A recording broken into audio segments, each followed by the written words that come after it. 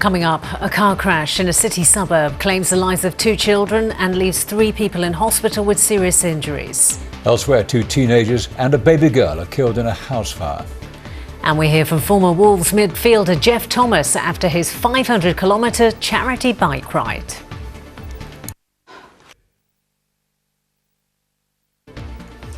Coming up, a car crash claims the lives of 2 children and leaves 3 people in hospital with serious injuries.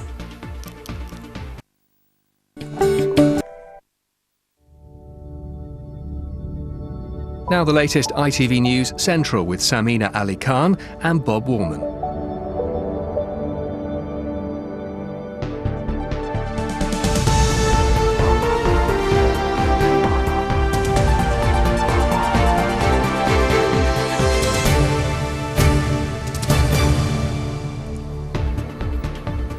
Hello and welcome to ITV News Central. On the programme tonight, 2 children die after being knocked down by a car on their way to a park.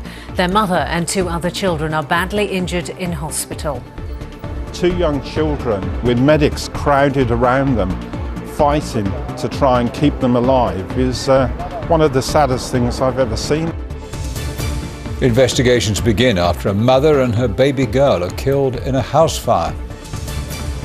How a shortage of chefs could lead to a curry crisis. And why this weed could spell more torment for hay fever sufferers.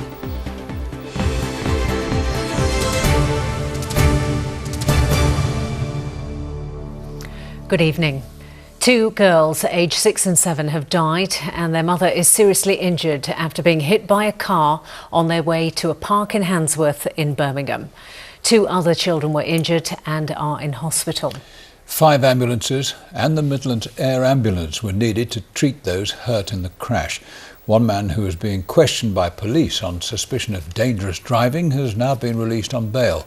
Chris Halpin reports. These pictures show the immediate aftermath of yesterday's crash, when a family of 5 on their way to the park in Handsworth were all hit by this grey car. The 39-year-old and her 4 children were crossing the road just behind me here in front of a parked bus.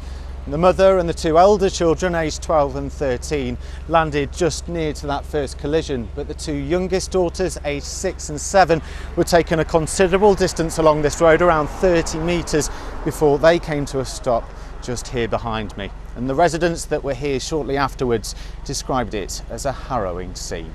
I was really shocked to see the children. There was about 2 children just there, and they were struggling to resuscitate them. I couldn't believe it in my eyes what I saw yesterday. I was in tears. To see 2 young children, with medics crowded around them, fighting to try and keep them alive is one of the saddest things I've ever seen. The 2 younger children both had very serious head injuries. One was in respiratory arrest, wasn't breathing. We had to breathe for that child, and another child was in cardiac arrest.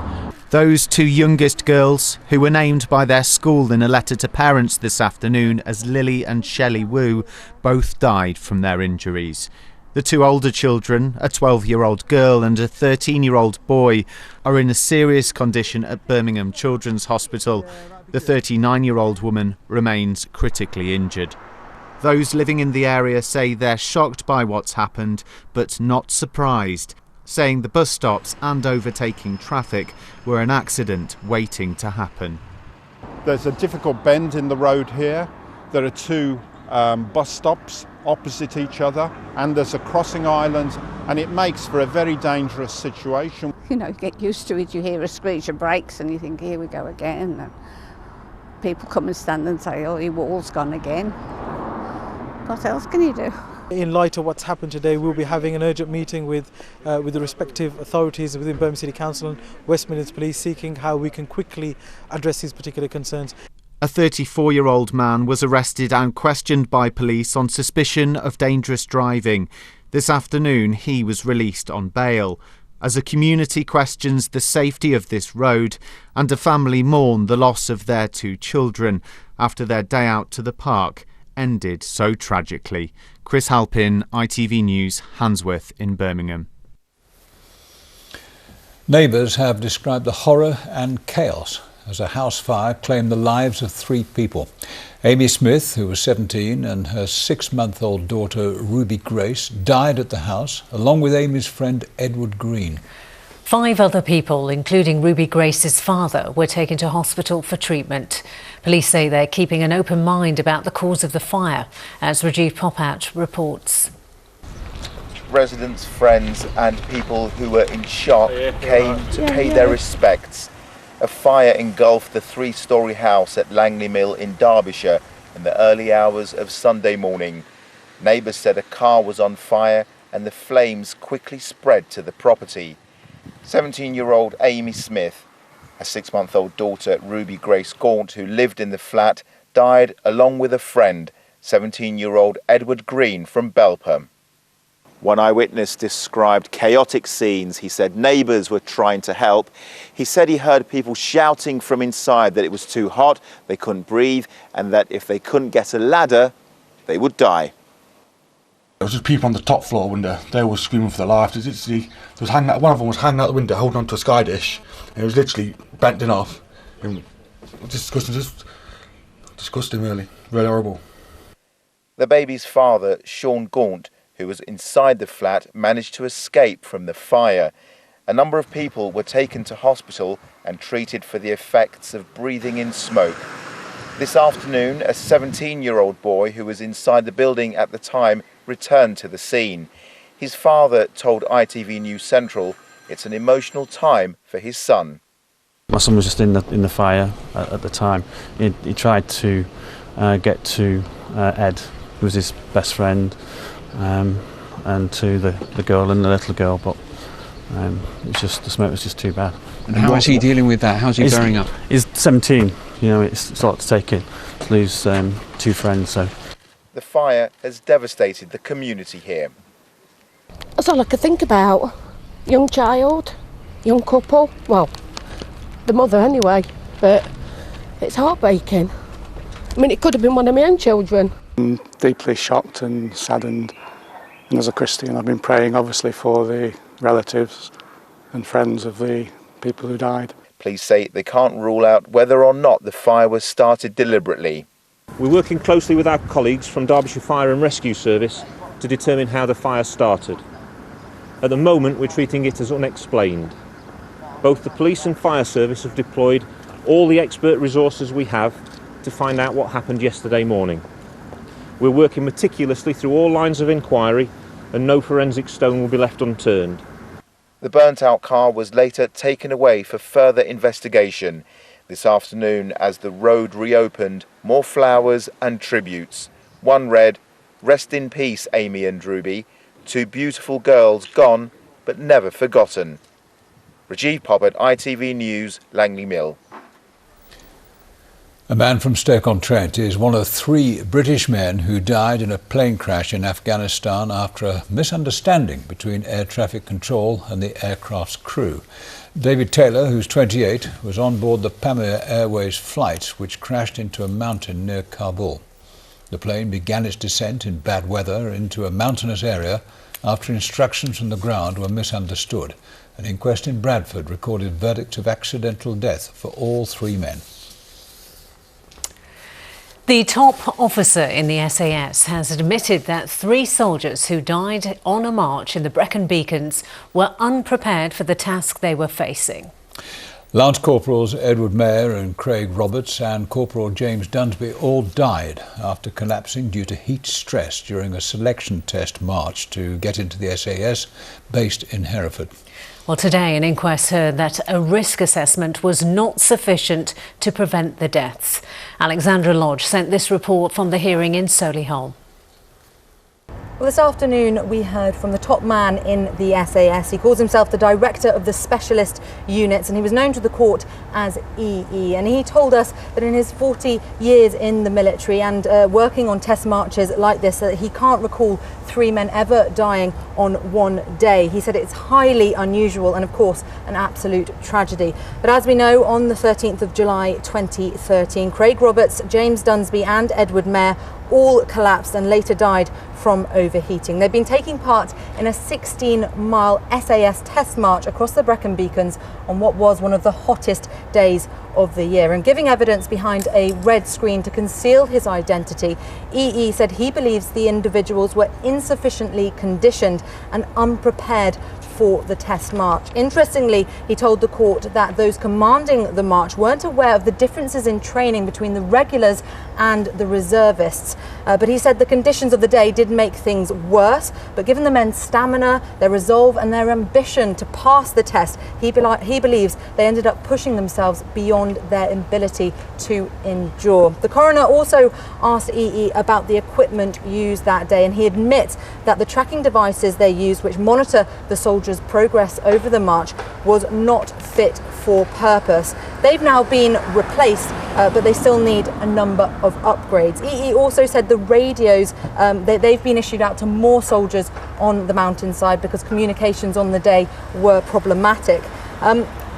There's also some speculation in court today that if there was more medical provision, perhaps these three men would have survived. Obviously, that medical provision wasn't provided, and this is something the coroner says that is part of the lessons that need to be learned. The inquest continues. That's Alexandra Lodge reporting. Well, the time's coming up to 11 minutes past 6. You're watching ITV News Central. Still to come on the programme. Cooking up a storm, could the curry house be under threat? And the weed on its way to the UK. Hay fever sufferers beware.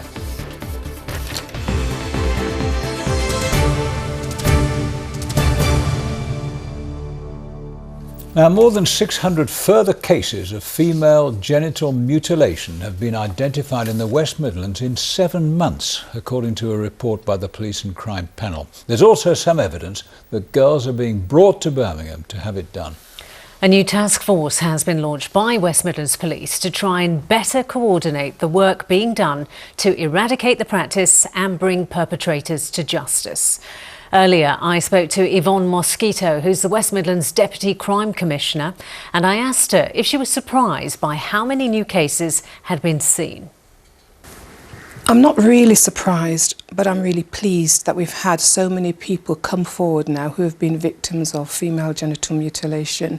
The police have led a very extensive campaign working with the communities to encourage victims to come forward, to encourage individuals who are in fear of being taken abroad to have female genital mutilation. They've encouraged them and they've come forward.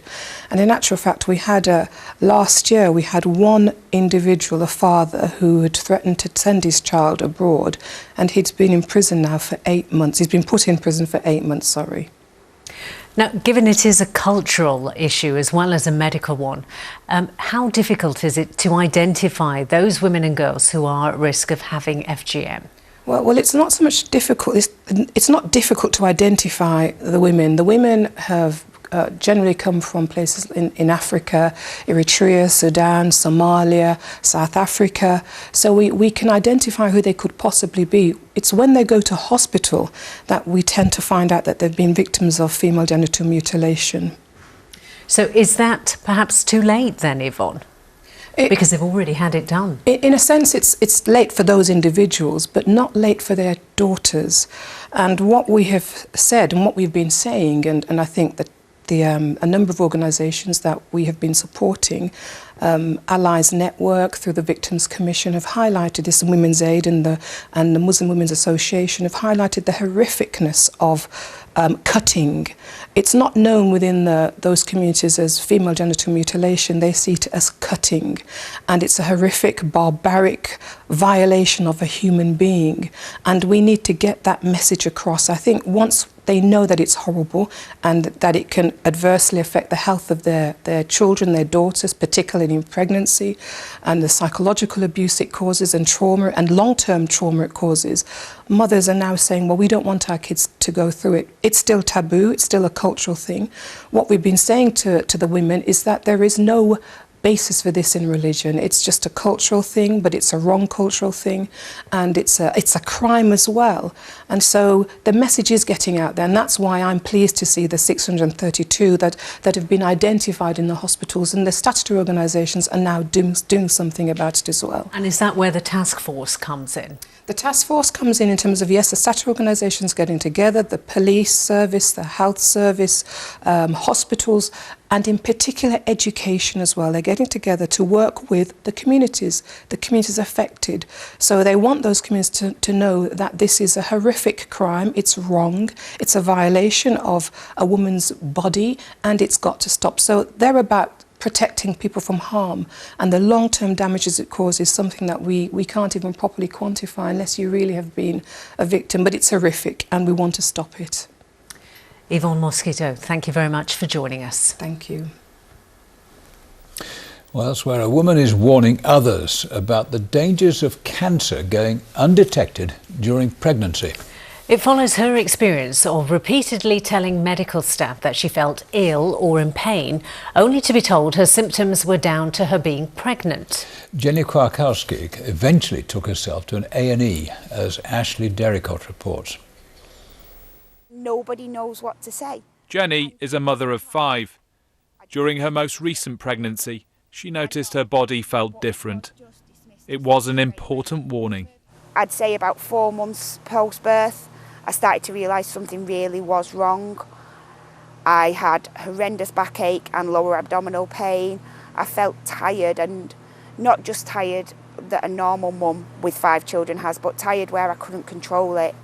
Jenny's GP told her, for a woman who just had a baby, the symptoms were normal.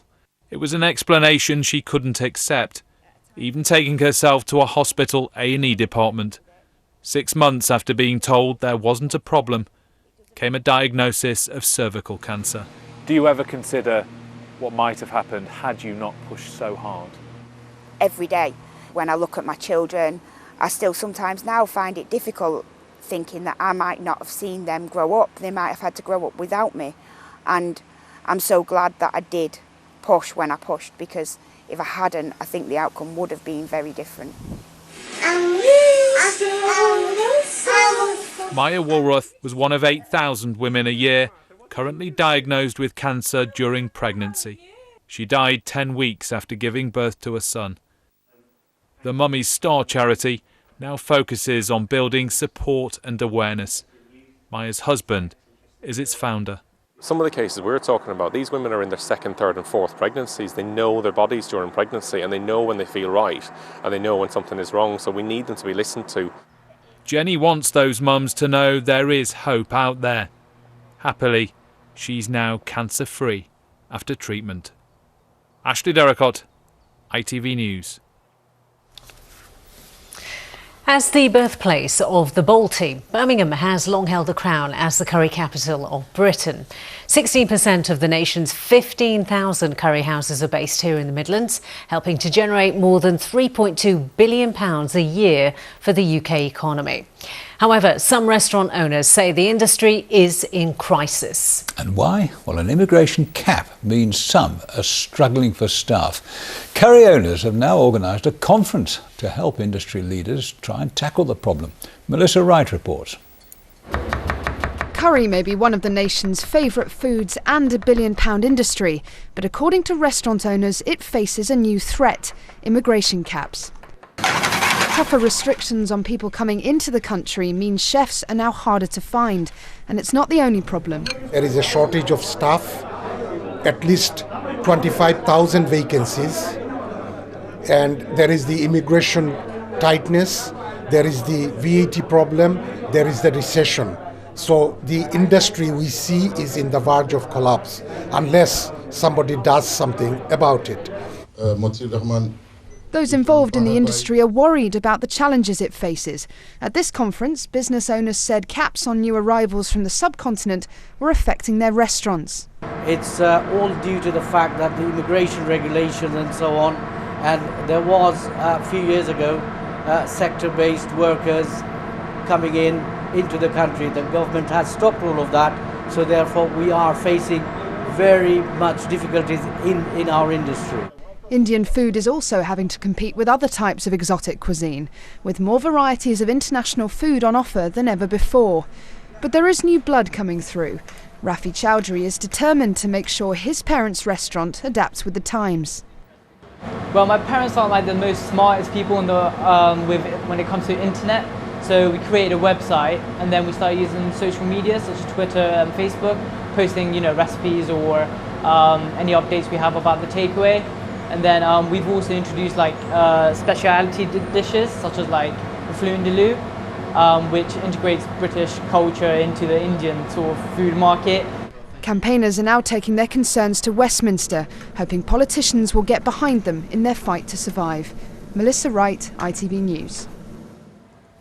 Now some sports news, and in tennis, Angelique Kerber won the Aegon Classic title in Birmingham yesterday. The German world number 10, had to come from a set down after Karolina Pliskova took the first through a tiebreak. But Kerber won the second set 6-3 to set up a dramatic third and final set, which also went to a tiebreak. The fourth seed taking the win and the title. Speaking of her success in Birmingham, Kerber said she couldn't have had better preparation for Wimbledon. Former Wolverhampton Wanderers midfielder Jeff Thomas has spoken of the pride at finishing his 500-kilometre bike ride alongside his wife and daughters. The 50-year-old, who was diagnosed with leukemia in 2003, started the ride in London on Thursday and, as part of a team of 200 amateur cyclists, finished the journey in Paris yesterday. The former England player hopes to raise £1 million for Cure Leukemia. The thing that I've been affected by since my illness was I can't produce tears, and I'm grateful for that because I would be a blubbering mess now. I was coming down the road just there and I just really started to fill up. But I'm so proud of these three girls. I mean, it's they've been through it all the way with me on my battle, and they've been fantastic. Terrific family effort. Now, organisers of the Shrewsbury Half Marathon are to investigate after claims by some of those taking part that it was half a mile too short. Around 1,500 runners took part in the event, which should have been 13.1 miles long. However, several of those wearing GPS devices reported the final distance being only 12.6 miles. Far enough as far as I'm concerned. Yes, well, we've gone the extra mile, haven't we? Because you probably noticed by now that things have changed a little bit round here. We have a swanky new set. Now, we moved in earlier today, and as with any new home, we're still settling in, still getting our bearings.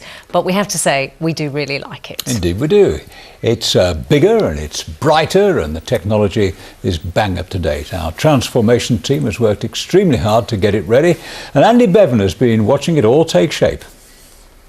They say a change is as good as a rest, but there's been no time to sit around for our team of designers and constructors. They've been busy transforming our studio to bring you our brand new look. It's all new to us, but it'll be familiar to you. It's been created to complement the set of the ITV National News, but with the local touches you've come to expect. Mind you, that's been a technically challenging task in itself. It has, because this nice new set of ours has got 7 screens in it, and in most of the screens we have a view of the city. So we had to do quite a few shoots and a lot of research to get the right view at the right time of day, in the right position, so we don't get any buildings coming out of presenters' heads. We've lost count of exactly how many makeovers we've had, but telly enthusiast website TV Arc has documented lots of our changes over the years. See how many you can remember.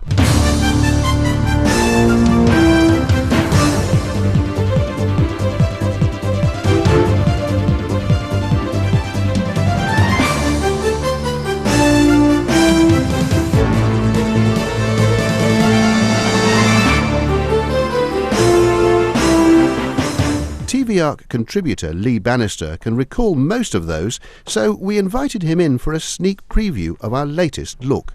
Too many colours on a set can be quite distracting, whereas what you've got here, looking out as we are over sort of Centenary Square and so on, it's nice because it gives people an idea that you are actually in their area. We're sure you'll like our new home too, and of course we'll continue to bring you the best in regional news. But now we've got the lights, we've got the cameras, all we need now is the action. Cue the presenters. And as if by magic, here we are, looking very happy at our new set. We hope you like it too. Now, moving on, scientists are warning about more misery for hay fever sufferers in years to come. Ragweed pollen, which used to be confined to North America, is making its way here through Europe. Yes, the invasive weed is known to trigger severe allergic reactions. Nick Karashi reports. The menace of the giant ragweed can grow up to 2 metres, and already in some countries half the pollen in the air comes from it. This is the picture now. The pollen's prevalent in a lot of Central Europe. It's already been blown over the channel here, albeit not yet in harmful doses. In roughly 3 decades, though, the south will be covered, bringing misery for many. Ragweed causes hay fever in the same way that grass pollen and tree pollen causes hay fever, but the pollen is much more allergenic, so that means it induces a stronger reaction in people, and it can also cause asthma. Its effects will be long-lasting. The thing that's different about ragweed pollen is that the pollen flowers very late into the season, so whereas most people would experience most pollen in sort of May, June, July times, ragweed certainly flowers into August and also into early September, so it very much extends the length of the pollen season. All this is worrying for people who already have hay fever. It's concerning. Hopefully there's going to be research done so that we can try and protect ourselves against it. But I think until the situation arises, we don't really know.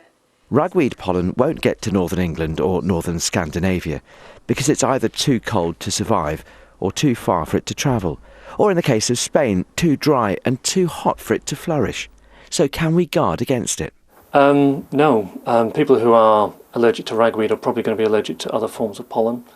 So all they can really do is take standard anti-hay fever medication, antihistamines, nasal sprays or whatever else they find is helpful. So while we've a respite from the effects of ragweed pollen for now, things will look different in the coming decades. Powered too by global warming and a resistance to a number of herbicides, the future will be to pull up the weed. Nick Karashi, ITV News. So, what are we in for? Right, well, here's the weather forecast and the pollen count with Lucy Verasamy.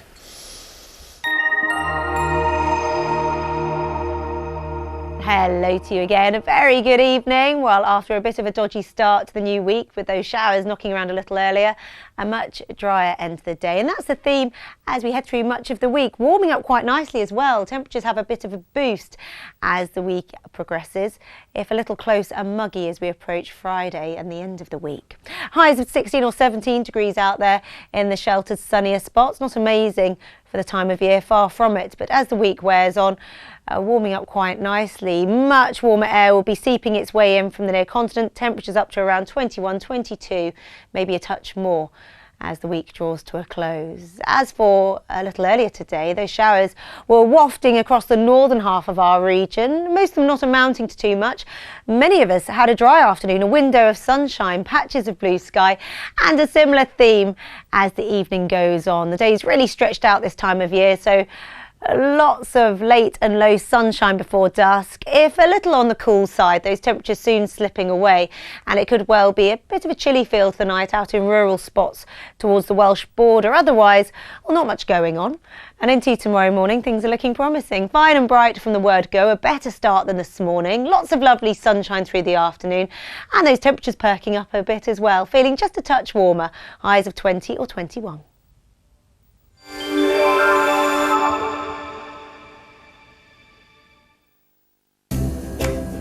How are you today? Lloyd's Pharmacy, proud sponsors of the pollen count. Well, some relief for hay fever sufferers today with that wet weather, moderate levels of pollen, so things have been a little more comfortable. As for tomorrow, as the sunshine returns, those pollen levels shoot back up. See you again soon.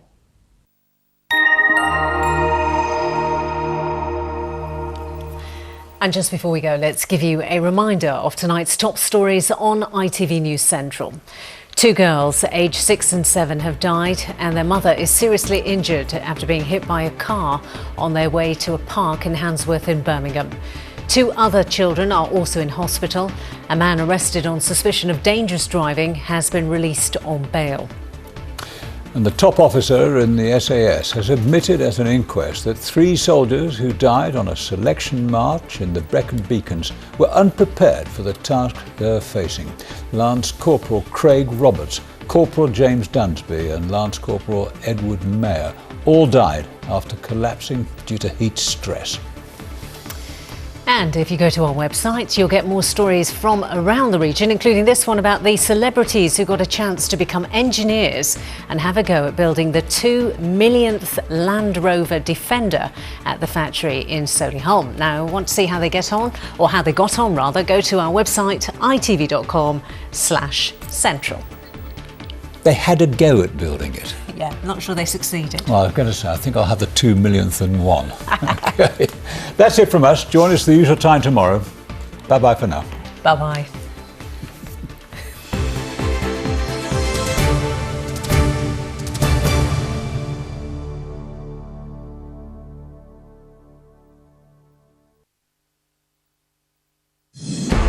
There's hope, but little time as Greece crashes towards its deadline. As Greeks take to the streets, Europe's leaders are still closeted in talks tonight in a last push to resolve the economic crisis. Also tonight, Cameron has tax credits in his sights as he hints at how benefits will be cut by 12 billion. There's what I would call a merry-go-round.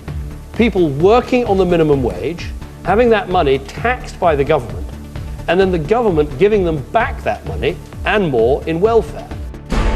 2 young children are killed and their mother and siblings are in hospital after being hit by a car. And England's women footballers bidding to make history in the last 16 of the World Cup.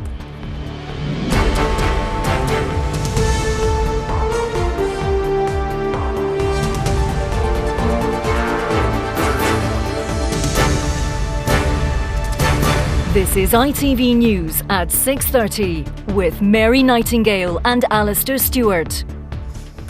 Good evening. A deal is not done yet, but there is hope tonight that an agreement will be reached to pull Greece back from the brink of bankruptcy.